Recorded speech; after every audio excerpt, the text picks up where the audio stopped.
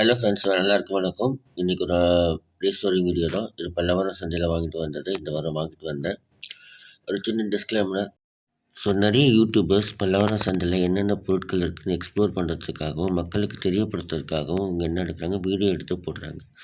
So அப்படி video எடுக்கிறதுனால என்ன பிரச்சனைன்னு பார்த்தீங்கன்னாக்கா, அங்கே இருக்க வியாபாரிகள் நம்ம வச்சுருக்கிற எந்த பொருளுக்கும் வந்து அது மவுஸ் அதிகமாக இருக்குது. ஸோ நம்ம எவ்வளோ விலை சொன்னாலும் வாங்கிடுவாங்க. அதனால் அந்த அளவுக்கு விலை வைக்கிறாங்க. ஒரு பேசிக்காக ஒரு எலக்ட்ரானிக் பொருள்லேருந்து இப்போ நம்ம ரெகுலராக ஆம்ப்ளிஃபையர் வீடியோஸ் போட்டோம். ஸோ அந்த ஆம்ப்ளிஃபையரே பார்த்தீங்கன்னாக்கா, என்னோடய ப்ளேஸில் வந்து ஒரு எஃப்எம் பிளேயர் வந்து ₹70 வாங்கலாம். ஒரு பேசிக்காக வாங்குறது. ஆனால் அங்கே வந்து ஸ்டார்டிங் ப்ரைஸே 200, 300. ஒரு இந்த ஆம்ப்ளிஃபையர் நான் இப்போ எடுத்ததே பார்த்தீங்கன்னாக்கா 500 சொன்னாங்க. நான் ரொம்ப பார்கெயின் பண்ணி அதுக்கப்புறம் 280க்கு நான் வாங்கினேன். ஓகேங்களா. இன்னொரு ஆம்ப்ளிஃபையர் பார்த்தீங்கன்னாக்கா 5.1. அது புதுசாக செஞ்சால் கூட அவ்வளோ காசு வராது. ₹5000 சொல்கிறாங்க. ஸோ அந்தளவுக்கு வந்து அவங்க வந்து விலை ஏற்றிருக்காங்க. ஸோ முடிஞ்ச வரைக்கும் நீங்கள் போய் வாங்குறீங்க அப்படின்னாக்கா, நீங்கள் தயவு செஞ்சு பார்கெயின் பண்ணுங்கள். ஸோ பார்கெயின் பண்ணால் மட்டுமே தான் நம்மளுக்கு வந்து விலை கம்மியாக கிடைக்கும். ஏன்னா இது வந்து ₹100 சரியாகிறதும் கூட இருக்குது, ₹2000 சரியாகிறதும் கூட இருக்குது. நம்ம வாங்கிட்டு நம்ம தான் வந்து அதை கஷ்டப்பட போகிறோம். ஸோ முடிஞ்ச வரைக்கும் வந்து இந்த மாதிரி வாங்குறது எந்த பொருளாக இருந்தாலுமே, அதாவது கருவாடுலேருந்து கட்டில் வரைக்கும் வாங்கினாலும் பார்கெயின் பண்ணி வாங்குங்க. கண்டிப்பாக அதுதான் நல்லது. ஓகேங்களா. ஸோ யூடியூபர்ஸ் நல்லது தான் பண்ணுறாங்க நம்மளுக்கு. பட் இருந்தாலும் வந்து அங்கே இருக்க வியாபாரிகள் நார்மலாக விற்கக்கூடிய விலையும் அதிகமாக வச்சு விற்கிறாங்க.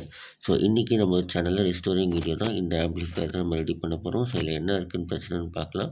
ப்ளஸ் இந்த வீடியோ நான் எடுத்து முடிச்சதுக்கப்புறம் தான் நான் ஆடியோ கொடுக்குறேன். அதனால் என்னென்ன பிரச்சனைன்னு தெளிவாக சொல்லியிருக்கேன். இதில் வந்து கெப்பாசிட்டி இஷ்யூஸ் இருக்குது அண்ட் லோ வால்யூம் இஷ்யூஸ் இருக்குது. அதை எப்படி நான் சால்வ் பண்ணுறதுன்ட்டு வீடியோவில் சொல்லியிருக்கேன். ஃபுல்லாக பாருங்கள். அண்ட் சேனலுக்கு புதுசாக வந்திருக்குன்னா மறக்காமல் சப்ஸ்கிரைப் பண்ணிக்கோங்க. வாங்க வீடியோக்குள்ளே போகலாம். சேனலுக்கு ஃபஸ்ட் டைம் வந்திருக்கீங்க அப்படின்னாக்கா, சேனலில் ரீஸ்டோரிங் வீடியோஸ், அதே போல் எலக்ட்ரானிக் காம்போனன்ட்ஸ் எங்கே வெளில கம்மியாக இருக்கோ அது சம்மந்தப்பட்ட வீடியோஸ் போடுவோம். ப்ளஸ் நியூ ஆம்ப்ளிஃபையர் எப்படி இன்ஸ்டால் பண்ணுறது அந்த சம்மந்தப்பட்ட வீடியோஸும் போடுவோம். ஸோ மறக்காமல் சேனலை சப்ஸ்கிரைப் பண்ணிக்கோங்க, லைக் பண்ணுங்கள், உங்கள் ஃப்ரெண்ட்ஸுக்கு விருப்பம் இருந்தால் ஷேர் பண்ணுங்கள். ஸோ வீடியோக்குள்ளே போகலாம். இந்த பாக்ஸ் வந்து ஃபுல்லாக ஓப்பன் பண்ணி பார்த்துக்கலாம். ஓகே, கேபினெட் ஓப்பன் பண்ணலாம். உள்ள ஃபுல் அண்ட் ஃபுல் டஸ்ட்டு தான் இருக்குது, மற்றபடி வேறு எதுவுமே கிடையாது. ஆனால் முக்கியமான விஷயம் பாருங்களேன், ஹீட் சிங்க் விட்டு ஐசி வந்து கைண்டு வந்திருக்கு. எப்படி இது பாடிட்டு இருந்ததுன்னு எனக்கு தெரில. மேபி இதுதான் ரீசனாக கூட இருக்கலாம் பாடாமல் இருந்தது. ஏன்னா கொஞ்சம் நேரம் பாடி ஹீட் ஆகிடுச்சுனாக்கா ஐசி வந்து ஆஃப் ஆகிரும். அப்புறம் கொஞ்சம் நேரம் கூல் ஆனதுக்கப்புறம் தான் பாடும். ஸோ இதில் வேறு எந்த ஃபால்ட்டும் கிடையாது. ஆனால் இதில் என்ன விஷயம் அப்படின்னு பார்த்தீங்கன்னாக்கா, ஒவ்வொன்றுக்கும் தனி கண்ட்ரோல் கொடுத்துருக்காங்க. Bass left, bass right, treble left, treble right, volume left, volume right அந்த மாதிரி கொடுத்துருக்காங்க. எஃப்எம் சுவிட்சு, சின்ன சுவிட்ச் அந்த மாதிரி தான் கொடுத்துருக்காங்க. அதே போல் பார்த்தீங்கன்னாக்கா இல்லை பேசிக்காக நம்ம செக் பண்ணக்கூடியது கண்டினியூட்டி மோட் செக் பண்ணணும். ஸோ அதெல்லாம் ஆல்ரெடி நான் வீடியோ போட்டிருக்கேன். ஸோ அதனால் உங்களுக்கு தேவை இருக்காதுன்னு நினைக்கிறேன். ஸோ அடுத்த ஸ்டெப் பார்க்கலாம்.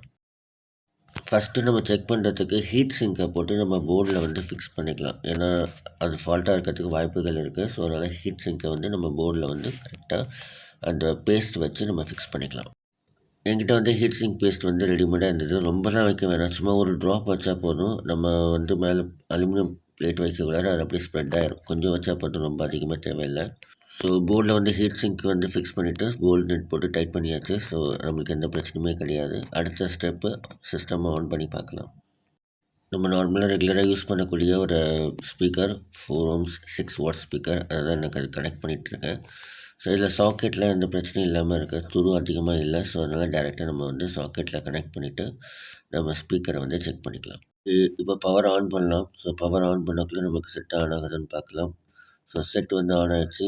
யூஎஸ்பி போர்ட்லேயும் வந்து காட்டுது. ஸோ சவுண்டு வந்து வருதான்னு செக் பண்ணலாம்.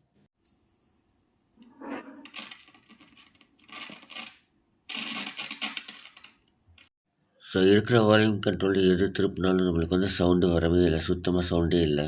என்ன ஃபால்ட்டுன்னு தெரியல. ஸோ மோஸ்ட்லி இந்த மாதிரி செட்டில் வந்து வால்யூம் கண்ட்ரோல் பண்ணக்கூடிய நாப் வந்து பொட்டென்டோமீட்டர் விட்டு கூட சில டைமில் டேமேஜ் ஆகிருக்கும். ஸோ அந்த மாதிரி பிரச்சனை இருந்தால் கூட வால்யூம் வந்து சரியாக வராது. ஒருவேளை நம்மளுக்கு வந்து பார்த்தீங்கன்னாக்கா இந்த யூஎஸ்பி மாடல் டேமேஜ் இருந்தால் கூட சவுண்ட் வராது. ஸோ யூஎஸ்பி மாடல் நம்மகிட்ட இருக்கிறத செக் பண்ணி பார்க்கலாம். ஓகே ஆச்சு அப்படின்னாக்கா பார்த்துக்கலாம். சில டைம் இது டேமேஜ் ஆகிருக்கும். இப்போ என்கிட்ட வந்து இருந்த ஒரு யூஎஸ்பி போர்டு வந்து கனெக்ட் பண்ணிட்டேன். ஸோ கனெக்ட் பண்ணிவிட்டு எல்லா வால்யூம் லோ பண்ணியிருக்கேன். ஏன்னா சப்போஸ் வால்யூம் அதிகமாக வந்துச்சுனாக்கா நம்மளுக்கு பிரச்சனையாக இருக்கும். இப்போ நம்மளுக்கு வந்து ஓகே சூப்பர். பட் இருந்தாலும் நம்மளுக்கு வந்து வால்யூம் வந்து ரொம்ப லோவாக இருக்குது. ஸோ எதனால் அந்த வால்யூம் வந்து லோவாக இருக்குதுன்னு தெரில. ஏன்னா ஒரு பக்கம் ஸ்பீக்கர் மட்டும் தான் நான் கனெக்ட் பண்ணியிருக்கேன். ஏன்னா எந்த ஐசி டேமேஜாக இருக்குது அப்படின்னாக்கா எந்த ஐசிக்கு அவுட்புட் வருது இல்லை லோவாக வருது நம்ம செக் பண்ணணும். ஸோ அடுத்தபடி என்ன பண்ண போகிறோம் பார்த்தீங்கன்னாக்கா ஸ்பீக்கரை வந்து மாற்றி கனெக்ட் பண்ணி பார்க்க போகிறேன். ஆக்சுவலாக எதுவும் ப்ராப்ளம் இல்லை.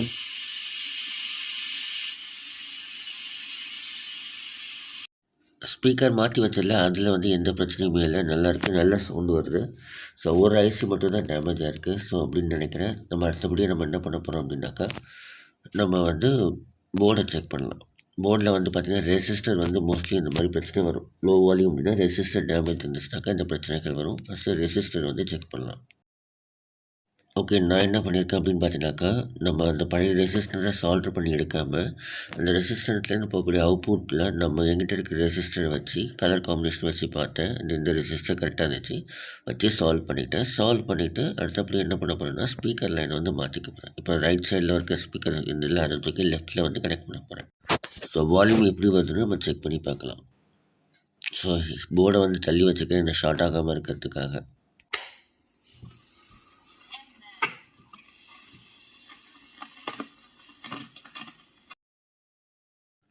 ஸோ அப்படி மாற்றி யூஸ் பண்ணாலுமே நம்மளுக்கு வந்து வால்யூம் வந்து ரொம்ப லோவாக தான் இருக்குது. ஸோ ரெசிஸ்டரில் எந்த ஃபால்ட்டும் இல்லை. ஸோ அந்த ரெசிஸ்டரை வந்து நம்ம வந்து பழைய மாதிரி கனெக்ட் பண்ணிக்கலாம்.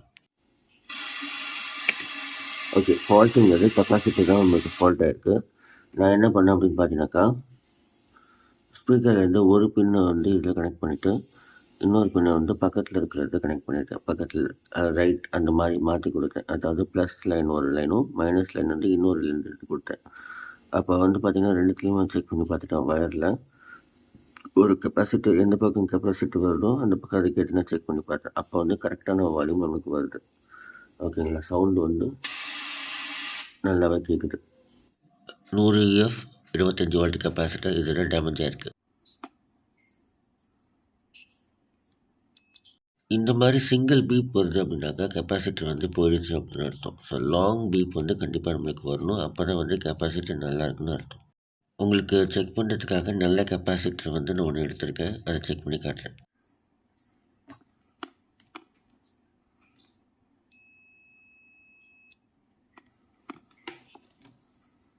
நல்ல கெப்பாசிட்டினா இந்த மாதிரி லாங் சவுண்ட் வரணும். பீப் பீப் அப்படின்னு வந்துச்சுனாக்கா கெப்பாசிட்டி நல்லா இல்லைன்னு அர்த்தம். ஸோ அந்த கெப்பாசிட்டியில் வந்து அந்த மாதிரி தான் வந்துச்சு. நான் அதை மாற்றினேன், எனக்கு சவுண்டு கிளியர் ஆகிடுச்சு. ஓகே ஃப்ரெண்ட்ஸ், உங்களுக்கு இந்த வீடியோ பிடிச்சிருக்குன்னு நினைக்கிறேன். எனக்கு வோல்ட் ரொம்ப அதிகமாக இருக்குது, வாய்ஸ் மட்டும் கொஞ்சம் ப்ராப்ளமாக இருக்குது. சீக்கிரம் சரி பண்ணிக்கிறேன். சும்மா இருக்காமல் சப்ஸ்கிரைப் பண்ணுங்கள், உங்கள் ஃப்ரெண்ட்ஸுக்கு ஷேர் பண்ணுங்கள், கண்டிப்பாக கமெண்ட் பண்ணுங்கள். Have a nice day.